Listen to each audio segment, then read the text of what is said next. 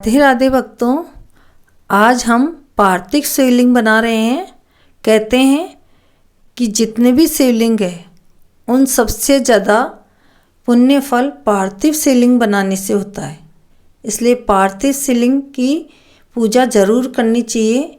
महीने में एक बार पार्थिव शिवलिंग ज़रूर बनाना चाहिए।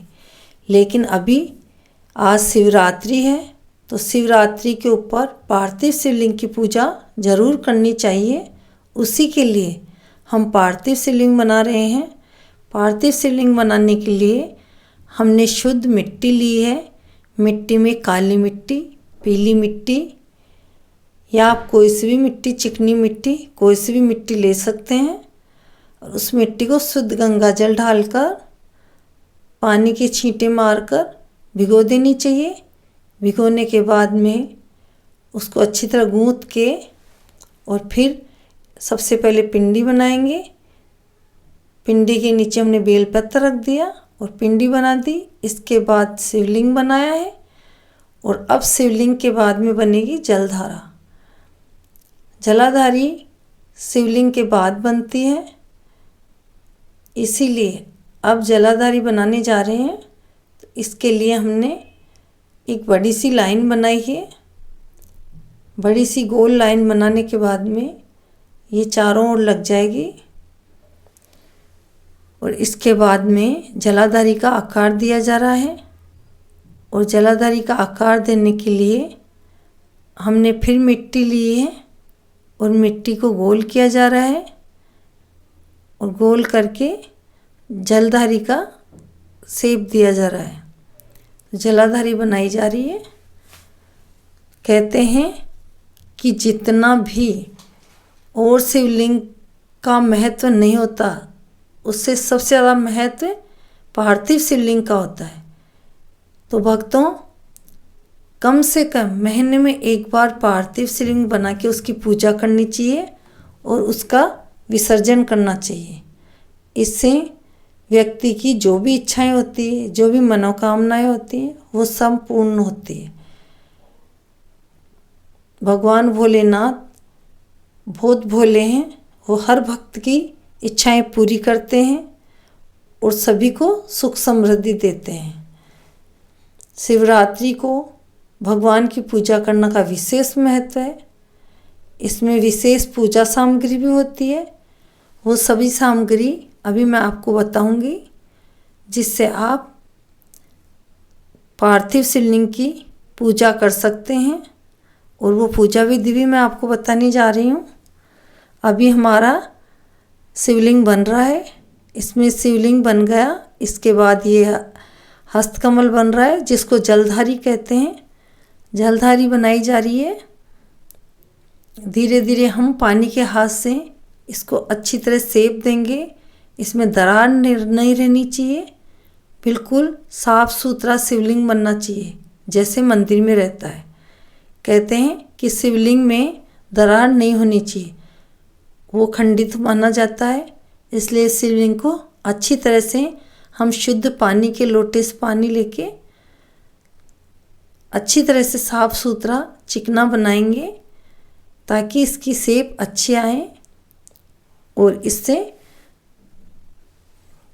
अच्छी पूजा विधि और विधि विधान से पूजा किया जाए। तो भक्तों, हमारा शिवलिंग ऑलमोस्ट बनकर तैयार हो गया है। अब इसका लास्ट टचअप हो रहा है। इसके बाद में हम पूजा करेंगे। पूजा के लिए मैं आपको पूजा सामग्री बता देती हूँ, फिर हम उससे पूजा करेंगे। पूजन करने के लिए हम चन्नामृत बनाएंगे। चन्नामृत में दूध, दही, शहद, घी, गंगाजल, चीनी या बूरा, ये सभी चीज़ें मिक्स करके गंगाजल बनाएंगे। उसके बाद में रोली, अक्षत, फूल, वस्त्र, यज्ञोपवीत्र, चंदन, बेलपत्र, दीपक, नैवेद्य, फल, कपूर, दीपक, धूप बत्ती, फूल माला, भांग, धतूरा, इत्र, भस्म आदि लेंगे। इसमें हम फूल में कनेर का फूल भी ले सकते हैं। कनेर का फूल भगवान को बहुत प्रिय है। भक्तों, हमारा शिवलिंग बनकर तैयार हो गया है। अब हम पूजा की तैयारी करते हैं। इसके लिए हमने एक वस्त्र बिछाया है, उसके ऊपर हमने एक पूजा के लिए थाली ले ली है, जिसमें हम पूजा सामग्री डालेंगे। अब पूजा सामग्री के लिए सबसे पहले पानी का लोटा लेते हैं। फिर जो हमने चन्नामृत बनाया है वो चन्नामृत रख देंगे। इसके बाद हम और सामग्री रखेंगे जो कि हमने इकट्ठी की है। अब हम रखे हैं अक्षत, जो चावल कहते हैं जिन्हें पूर्ण अक्षत रखेंगे। इसके बाद काली तिल्ली भी हमने रख दी है। काली तिल्ली के बाद आते हैं गेहूँ। अब गेहूँ जो 108 गेहूँ बोले हैं, गुरुजी ने 108 गेहूँ बताए हैं, वो 108 गेहूँ लिए। ये है कमलगट्टे, 5 कमलगट्टे पूजा में रखे हैं। और कमलगट्टे के बाद आती काली मिर्च, ये काली मिर्च रख दी। और काली मिर्च के बाद में धतूरा, जो भगवान को बहुत प्रिय है। शिव जी को धतूरा बहुत प्रिय है। ये है बेलपत्र, जो भगवान को बेलपत्र भी बहुत प्रिय है। ये समी पत्र है। समी पत्र के बाद में अब हम लेते हैं गुलाब। तो अभी हमारे पास भक्तों गुलाब नहीं थे, गुलाब की पंखुड़ियाँ थी। हमने गुलाब की पंखुड़ियाँ ले लिए। और भी फूल ले सकते हो, लेकिन कहते हैं कि गुलाब जरूरी है इसमें, इसलिए पंखुड़ियाँ ले लिए। अब सुपारी ली है, और सुपारी के बाद में आ गए अब घी के 2 दीपक, जो हमें भगवान के पूजन करने के बाद आरती के लिए 2 दीपक तैयार करने हैं। वो 2 दीपक हमने तैयार कर लिए हैं। अब ये है जनेऊ, जिसको यज्ञोपवित्र बोलते हैं। इसके बाद आते हैं फल, जो फल भी रख दिए हैं हमने। फल के बाद में अब रखते हैं बेर, जो बेर भी हमने ले ली है पूजन की थाली में। बेर के बाद में हल्दी की गांठ, जो हल्दी की गांठ भी बहुत शुभ होती है। ये है मोली के बाद आता है धतूरे का फूल, धतूरे के फूल। उसके बाद में आती है गेहूं की बाली भी ले ली है। इसके बाद कनेर का फूल, जो कनेर का फूल भगवान को बहुत प्रिय है। ये है धनिया, साबुत धनिया, जो शिवलिंग पे चढ़ाया जाएगा। ये हजारे के पुष्प। ऐसे करके सभी सामग्री हमने तैयार कर ली है। और अब सामग्री तैयार होने के बाद में करेंगे शिवलिंग की पूजा, जिसे करने से भगवान शिव सभी मनोकामनाओं को पूर्ण करते हैं और धन धान्य की वृद्धि करते हैं, संतानहीन को संतान देते हैं और सभी मनोरथ पूर्ण करते हैं। इसीलिए भक्तों, पार्थिव शिवलिंग का महत्व बहुत ज़्यादा है। जितने भी शिवलिंग है उन सभी में पार्थिव शिवलिंग का महत्व बहुत ज़्यादा है। हमारे पुराणों में पार्थिव शिवलिंग का महत्व बहुत ज़्यादा बताया गया है।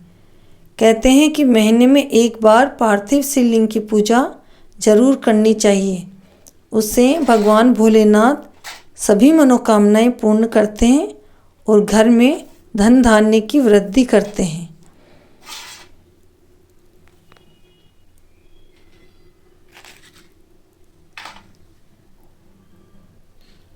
आज भक्तों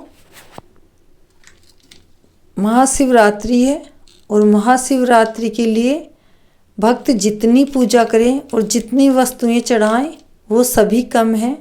अब हमने ये कपूर भी ले लिया है। भगवान की आरती में कपूर का भी बहुत महत्व है, तो कपूर भी ले लिया है। और भी आपके पास जो चीज़ें हैं आप ले सकते हो। जितना मुझे पता था मैंने सभी चीज़ें रख दी हैं। पार्वती की पूजा के लिए मैंने कुमकुम भी रख दिया है। पार्वती की पूजा कुमकुम से होती है और शिव जी की पूजा चंदन से होती है। तो चंदन भी रख दिया है, कुमकुम भी रख दिया है, और अब सभी चीज़ों से हम भगवान की पूजा करेंगे। अब हम भोलेनाथ की पूजा करते हैं। उसके लिए सबसे पहले चढ़ाते हैं जो हमने चन्नामृत बनाया था, उसी चन्नामृत को भगवान के भोग लगाते हैं। फिर जल चढ़ाते हैं, क्योंकि भक्तों हमारा शिवलिंग मिट्टी का है, इसलिए हम इस पे ज़्यादा जल नहीं चढ़ा सकते, नहीं तो ये बह सकता है। वैसे तो चिकनी मिट्टी से बनाया है, तो चिकनी मिट्टी से बना हुआ इतनी जल्दी नहीं बहता, फिर भी हम इस पे थोड़ा थोड़ा जल चढ़ाएंगे। अब हम इस पे चंदन का तिलक लगाएंगे। चंदन का तिलक लगाने के बाद में शिवलिंग के ऊपर ओम लिखेंगे। ओम लिखने का भी बहुत बड़ा महत्व है। भगवान शिव ओम अक्षर में पूरे शिव समाये हुए हैं, पूरा ब्रह्मांड समाया हुआ है।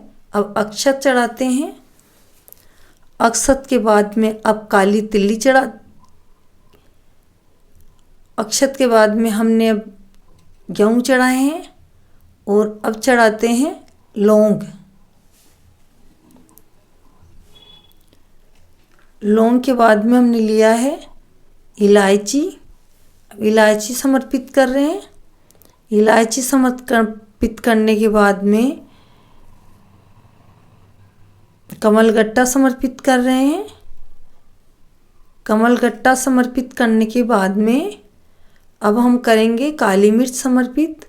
काली मिर्च भी समर्पित कर दी है। अब सुपारी समर्पित कर रहे हैं।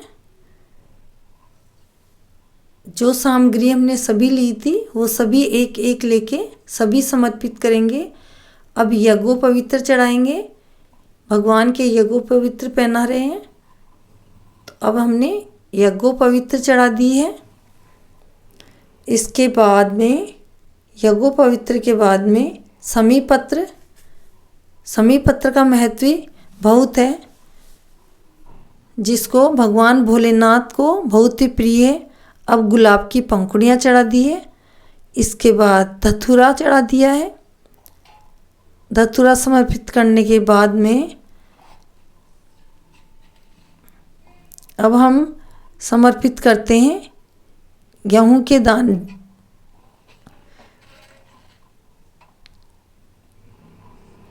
ये हमने लिए जौ और काले तिल, जो भी हमने समर्पित कर दिए हैं।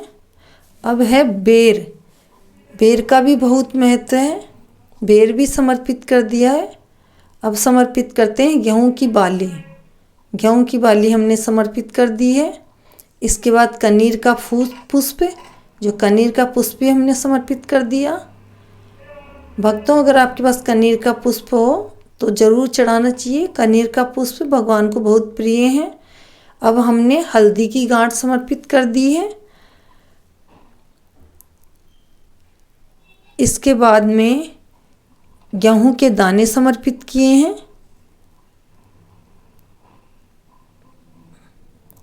अब हमने भगवान को भोग लगाया। इसके लिए थोड़ा मीठा, कोई सी भी मिठाई हो, गुड़ हो, चीनी हो, कुछ भी समर्पित करें। अब सफ़ेद पुष्प समर्पित कर रहे हैं। सफ़ेद पुष्प के बाद में ये है धतूरे का पुष्प, जो भी भगवान को बहुत प्रिय है।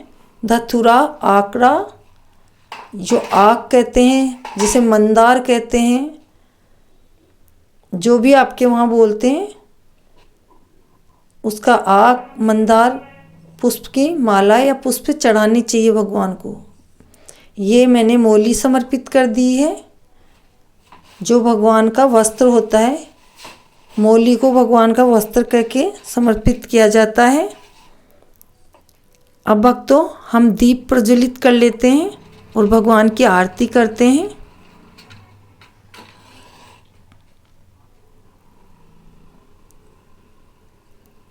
अब दीप प्रज्वलित करके भगवान की आरती करते हैं शिव जी की।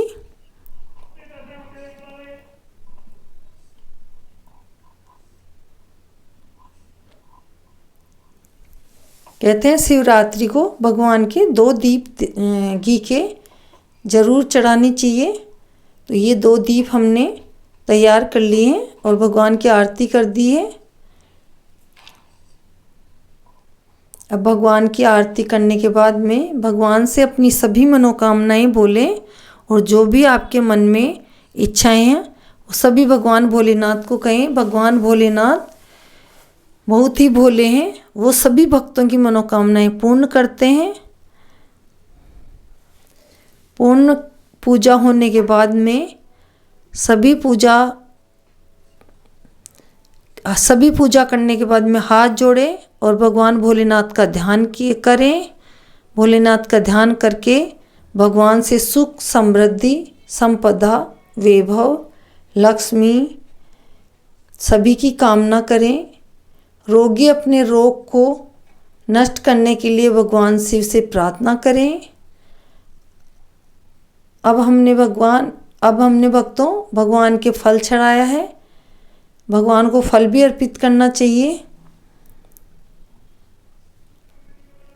अब बेलपत्र अर्पित किया है।